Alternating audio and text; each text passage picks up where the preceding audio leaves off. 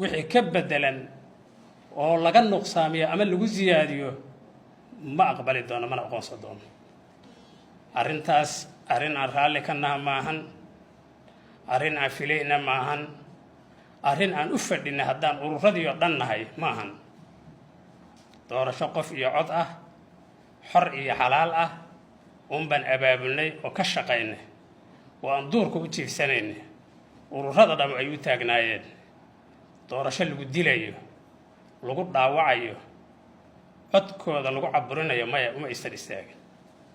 laakiin wax dhacay waayo. waxaan marka u tacsiyeynayaa wakiiladii urur kastaba ha ahaadeena xabsiga ku galay, wax lagu gaarsiiyey, codkoodii laga duuflaalshay, waa u tacsiyeynayaa. arrinkaas kama raalli aha, dowladduna kama raalli aha, annaguna kama raalli, ururaduna raalli kama aha, dhammaantood raalli kama aha. ciddii samaydaa midhaa lagala xisaabtami doonaa.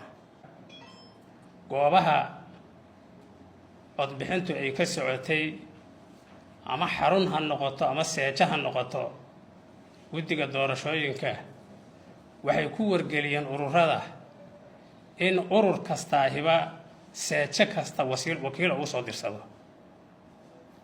ururadu waa soo dirsadeen wakiilkaa waa la tababaray, tababarkii baa loo furay oo guddigu u fureen. seejooyinkii bay xaadireen. waxay u xaadirayeenna waxay ahaayeen in ay urur walbaa tirsado goobtaas codka uu ka helay.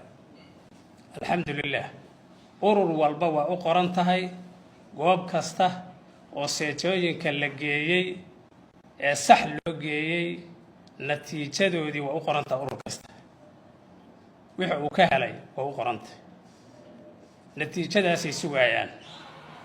urur kastaahiba waa sugayaa. annaguna ururadan ka midna iyadaan sugaynaa. waa noo qoran tahay, waa noo diyaarsan tahay.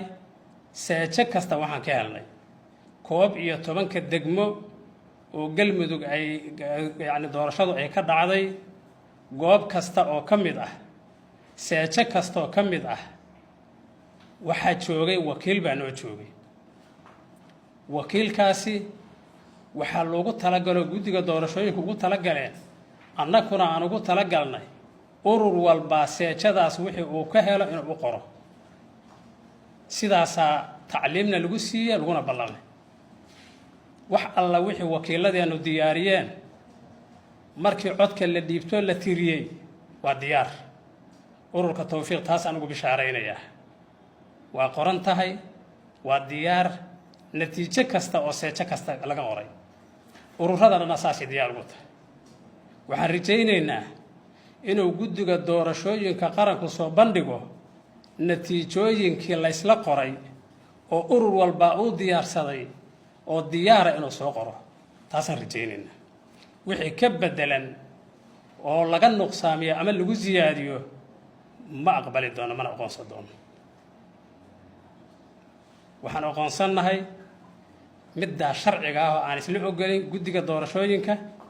taasaan aqoonsannahay oo seejo kasta wakiilkii wuxuu uu ka qoray ay macluum yihiin, urur walbana ay u qoran yihiin. waxaan rajaynaynaa biidni illaahi alkariim si saxa natiijooyinkii doorashooyinkii ka dhacay, doorashooyinkii isku sidkanaa ee galmudug ka dhacay inay soo bandhigi doonaan guddiga doorashooyinku sidii ay u dhacday inay soo bandhigaan, ayadoo ziyaado lahayn oo la ziyaadin, been abuur aan lagu darin. waxyaabo badanaa ka dhacay galmudug oo aanan filayn. annaka waxaan dadka u abaabulayna war qalinka ku aarsada oo qalinkiina ku difaacda waddanka. meelo badanaa waxaa ka dhacday in qori loola yimid ayaa ka dhacday. qoriguna waa waxaan ka cararaynaba.